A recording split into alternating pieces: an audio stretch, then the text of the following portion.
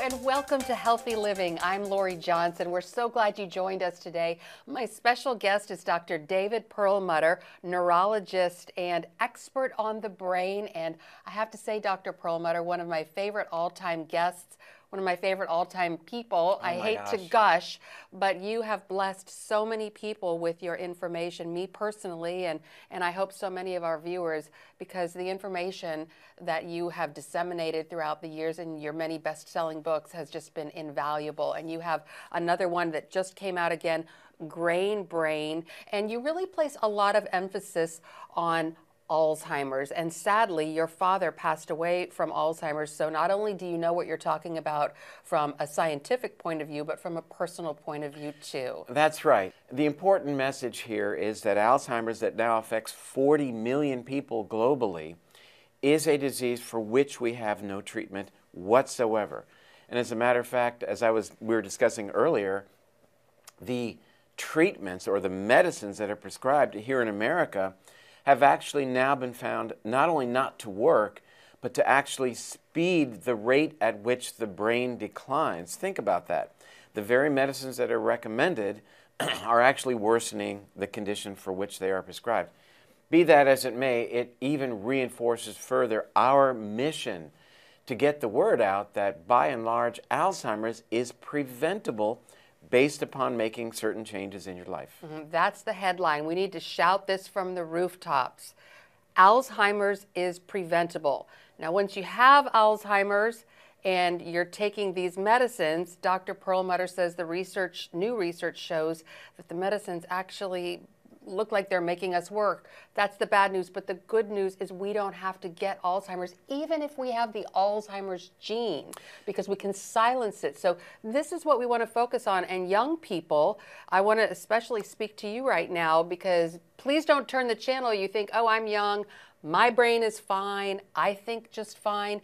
And really what you have been trying to reinforce, and this is the important message, is that our brains start to deteriorate 10, 20, 30 years before we start having symptoms. And you say in your book that inflammation is one of the chief causes of brain degeneration. What does that mean, inflammation? So we understand what inflammation is. If you burn yourself, that will become inflamed, get bitten by a mosquito or something, you get inflammation. And that's good inflammation because that allows things to heal. But it's the more sustained chronic inflammation where the fire keeps smoldering. That's really where the word comes from, inflammation, fire. That leads to all of our chronic degenerative conditions, not just Alzheimer's and Parkinson's, but coronary artery disease, cancer, and even diabetes. These are inflammatory conditions. So even well beyond the notion of Alzheimer's, we've got to do everything we can to cultivate a diet, to cultivate other aspects of our lifestyle, the quality of our sleep, the amount of exercise that we engage, to target inflammation, to reduce that process and live a happier and healthier life. Lower inflammation. So now if you have inflammation in your brain, that's really bad, but you can't feel it. You don't know. Exactly right. But if, in fact, you're starting to see that your memory isn't where it needs to be, that your mood isn't where it needs to be, these are at least an indication, while you didn't feel any pain from inflammation like you would feel in your skin, that things aren't right upstairs, and you can fix that. And we have the power to do that based upon making lifestyle changes. And what are the most inflammatory things? What are the things that we do that cause the most inflammation? I'd say two things are probably pivotal. Our diet, which is too high in simple sugars, too low in fat, and too low in fiber, number one. And number two is something called sedentarity, meaning being sedentary. So spending a lot of time not doing stuff. We all want to get our work done and spend time in front of the computer, but we've got to get up and move around. You know, you've heard it before, people have heard it before, but you've got to take it to heart that when we are more physically active, we are changing the expression of our DNA in a very positive way that sends chemicals to the brain that are good for the brain. You are changing the expression of your life code, of your DNA, by simply getting up and doing 20 minutes of aerobic exercise. Who knew? You just answered my question. I was getting ready to say drill down on the type of exercise we should be doing. But can I just tell you, last night after work, I had the choice to go to the gym or not. And I remembered going to the gym is going to lower my inflammation and help me think better. So I went. You know, your viewers obviously won't know this unless they've been following you for a long time. But we had the same discussion, you and I, in New York City many, many years ago. We got to exactly this point about exercise in the brain. I remember. Yeah, so you say, and I do think about this all the time, for your brain health, and we're not talking about losing weight or building muscle or anything, for your brain health, you need to have 20 minutes of aerobic exercise daily. That's right. That's right. So what is aerobic? A lot of people say, what is that? Is that just like aerobic breathing exercise heavily? is exactly right. You want to be breathing more heavier, because that's an indication that your heart rate is up. That is our goal, is to get your heart rate up. Now, people want to know, well, what should my heart rate be, and how do I even know what my heart rate is? Well, these days there's so many devices. There are watches. There are absolutely. There are ways that you can put a monitor on your chest and look at another type of transmitting device, or you can simply feel your own pulse for 15 seconds and multiply by 4. Many of the machines that are available at the gymnasium, when you're on a treadmill or an elliptical machine, will give you a readout. So what should that number be? Difficult to say. It depends on the person. I generally say, as a broad stroke recommendation, target 180 minus your age. So Okay. for me, let me do the math. That's not a very high number, but because I'm kind of old. But the point is, you really want to push it. You want to stress your body a little bit. And, you know, that's something that was in the original version of Grain Brain. And now the data that went into the revision over the past 5 years has been so supportive of this medicine, physical exercise, this tonic that is not given on a prescription pad, that is far more effective than anything you're going to get at the pharmacy. Including antidepressants and sleeping pills. I can attest to that. It improves your mood, improves your sleep. So exercise is one of the best things we can do for our brain. We're going to take a quick break and then talk a little bit more about diet, what types of foods you should be eating and avoiding to lower that inflammation. We'll be back with David Perlmutter right after this.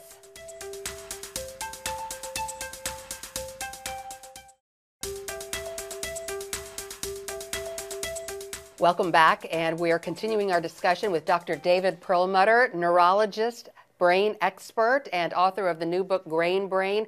We're just really touching the surface today about brain health, but it's all in here and just newly released in bookstores. And before we took the break, we talked about how important it is to lower inflammation for overall brain health, not only preventing Alzheimer's, but your mood and other types of cognitive decline, Parkinson's, dementia, and the list goes on and on. And you talked about things like avoiding sugar and carbohydrates, but also eating good fats. Can you be a little bit more specific? And let me be very clear about the carbohydrate part of that statement, and that is people want to jump in and do these things full bore because they'll lose weight, they'll feel better. But the reality is that we do need lots and lots of carbs, but of a very specific type. We call that dietary fiber. So we don't want to throw out all the carbohydrates. We want to make sure we're eating enough dietary fiber to nurture our gut bacteria, to reduce inflammation. That's our goal. So beyond that, bringing fat back to the table, who knew? You remember in the day, you're too young to know. But there was a time when we were told low fat, no fat was the way to go. Right. But reality is we really need dietary fat. I mean, 70% of your brain, not just your brain, but everyone's brain, is fat. And we make brain cells based upon the fats that we consume. So we want to eat extra virgin olive oil, the fat that you'll find in fish, for example, fish oils, the fat that comes in nuts and seeds. Those are good fats. The modified vegetable oils that line the grocery store shelves are things that we absolutely must avoid. You know, this notion of taking chicken and frying it in some sunflower oil or corn oil, Or peanut oil. or peanut oil, you really don't want to be doing that. Your brain isn't going to be happy. Lori, you mentioned something a moment ago I thought I really want to just emphasize, and that is mood. I mean, in our discussions, nobody wants Alzheimer's and Parkinson's, those degenerative conditions, but mood is so highly influenced by these choices. And we now recognize, which is really exciting, didn't know this when the first edition was written, that the actual ability of us to connect to the part of the brain, the prefrontal cortex, that allows empathy and compassion and planning for the future, that connection is emphasized when we've reduced inflammation. Wow. In higher states of inflammation, we connect to a lower part of the brain called the amygdala that makes us much more impulsive, much less likely to consider the feelings of another person, Wow. and much less likely to think about our actions in terms of the future. So that's the focus of our new book that comes out next year called Brainwash, that I want to just tell your viewers I'm writing along with another MD, our son. Oh, good Isn't for that you. exciting? Yeah, 3 generations. So you talked about staying away from the bad fats, the processed oil that of course we see in the fast foods and the processed foods and in those plastic bottles that line the grocery store shelves. Where do you come down on coconut oil? I think coconut oil is a very good choice. Coconut oil gives you the opportunity for your body to make these very precious molecules called ketones. When you have high levels of ketones floating around, you've probably heard of the ketogenic diet. Yes. It's the #1 health trend according to Google for 2018. But it turns out that is a powerful way of powering your brain, of reducing inflammation, of increasing the production of this chemical that grows new brain cells. So coconut oil is another way of enhancing these ketones in your bloodstream. One very popular thing that people are doing is taking something called MCT oil. You've probably heard of it. Yes. In all the health food stores, there are organic MCT oils that are out there now. I take it every day myself as a way of accomplishing our goal, powering brain cells, reducing our dependence on sugar in the diet, and really going a long way to reducing that mechanism, inflammation, that has widespread implications well beyond the brain. So of course margarine is out. Where do you come down on butter? I think butter, if it's organic, is not a bad choice. Butter contains, based on its name, butyric acid. It's where butyric acid got its name because it comes from butter.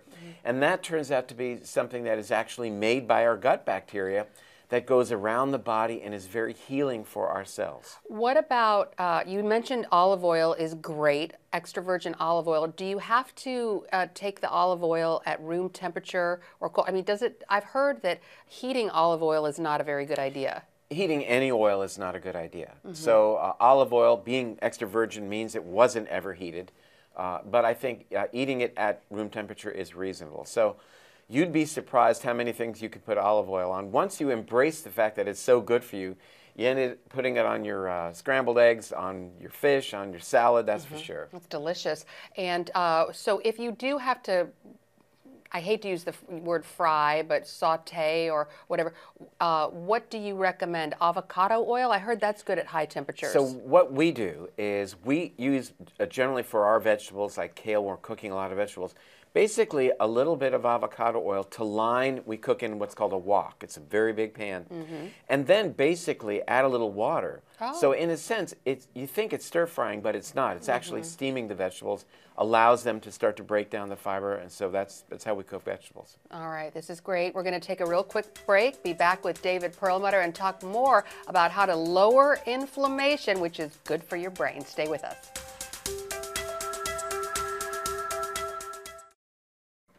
And we're back continuing our discussion with Dr. David Perlmutter about ways to lower inflammation to improve our brain health. You talked about avoiding sugar at all costs. Sugar is so bad. And then you talked about avoiding the bad fats, but eating plenty of the good ones. And then again, avoiding the bad carbs, but eating plenty of the good ones. And this can be a little bit confusing. It's all here in his new book called Grain Brain.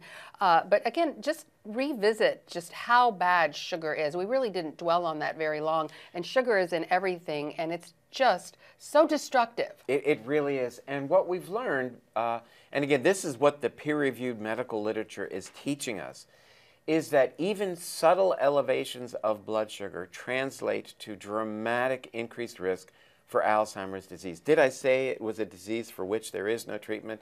Yes, I believe I did. So the point is that the diet has a huge role to play in the level of blood sugar. eat more sugar, raise your blood sugar, raise your risk for Alzheimer's. That's the fundamental message. So, you know, there is hidden sugar in so many places that we don't expect it. We're all told that, you know, what's the perfect breakfast beverage? Orange juice. I live in Florida, orange juice, right? A 12-ounce glass of orange juice has 9 teaspoons, 36 grams of sugar. So you have a glass of orange juice and maybe a bagel or a croissant or a muffin, even though it's whole grain, you're pounding your body with simple carbohydrates, raising your blood sugar, and in the long run, you're increasing your risk for Alzheimer's. We want to do everything we can to give people the information about making the changes, and you hit on this early, which I think is really important, early in life. So for the 20-year-olds and the 30-year-olds, especially for those who have a family history, which is, you know, a lot of people, to make the changes today and to engage the physical exercise part of our discussion. And we didn't talk about it, but I think we should, that sleep quality is hugely related. And we as adults might not know the quality of our sleep. That's why it's good to have a sleep study. Go into a laboratory, spend the night, and let them study how well you sleep, not necessarily how long you sleep. What are just some overall tips to get better sleep? Absolutely, and I think one of the biggest issues in our society is blue light. This is the type of light that comes from these studio lights, as a matter of fact, but coming from our screens and from our televisions and from our smartphones. That blue light inhibits the brain's ability to make a chemical called melatonin. And melatonin is very much involved in allowing us to ease ourselves into sleep.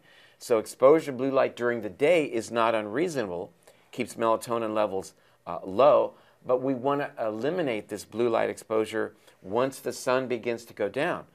If you can't, if you must be on your tablet or must be connected to a screen in some way, use amber-colored glasses to block the blue light. Very simple, very straightforward. I've heard about those. So we're going to continue our discussion with Dr. David Perlmutter. In our last segment, we're going to talk about 2 extremely important things when it comes to brain health: fasting and supplements. So stay with us.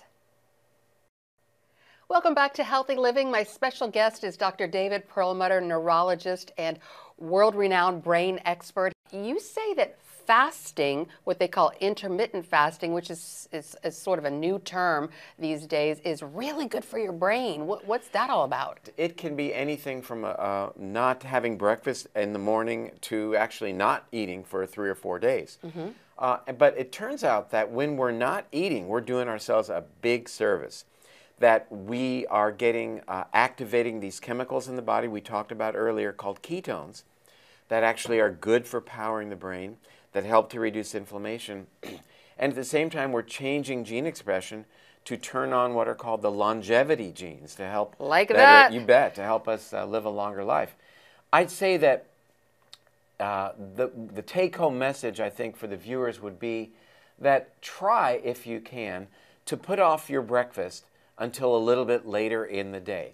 I typically don't break fast until at least noon or 2 o'clock in the afternoon. So I've extended the time that I haven't eaten from late in the afternoon the day before or evening until noon or 2 o'clock. And you'd be surprised after doing that a couple of times how much better you feel and how much, I'm hoping I'm sharp. I don't know, but your viewers will be the judge of that. But it really does help to augment the ability of your brain to do its work. Let's talk about supplements. You mentioned before about how wonderful omega-3s, the omega-3 oils, which are found in fish, are, but we don't really want to eat fish every day, so maybe an omega-3 supplement is a good idea. I am totally dialed in with what you just said, and I think, you know, I can't make global recommendations for everyone, but if I could, I would say everybody should take a fish oil supplement. That is a powerful, powerful way of many things. Reducing inflammation, that's our primary goal, number 1. But we know that the DHA, the docosahexaenoic acid, DHA people have heard of, that we see even in milk now, that the DHA that is so rich in fish oil turns on the genes that enhance the growth of new brain cells. Research from Rush University has demonstrated that those people with the highest level of DHA have the lowest risk for developing Alzheimer's. So why would you not want to have a lot of DHA?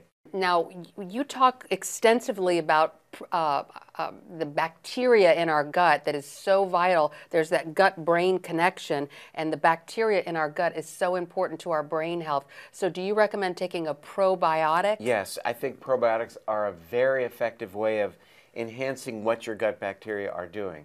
And I would look for a product. There are many people say, well, then which one should I get? Look for shelf stability. Doesn't need to be in the refrigerator.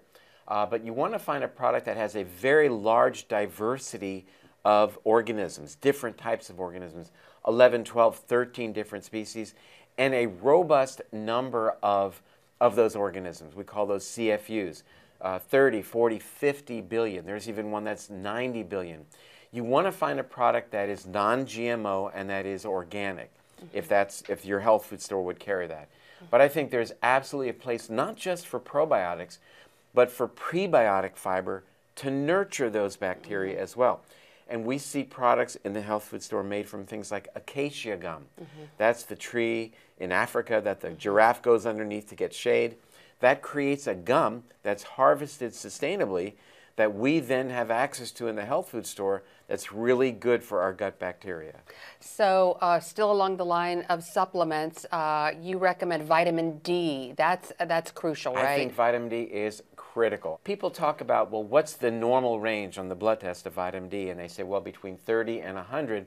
Many times patients have said to me, well, my vitamin D level is fine because it's 31. We want to go for optimal, not just in the normal range. All right. Well, we could go on for hours. This is such a fascinating discussion. And in my opinion, nothing is more important than brain health, because the way we think, that is at the very essence of who we are and how we relate to other people and God even. So true. So if people want to find out more information, you have a website. Believe it or not, my website is called drperlmutter.com. D-R, no period, drperlmutter.com.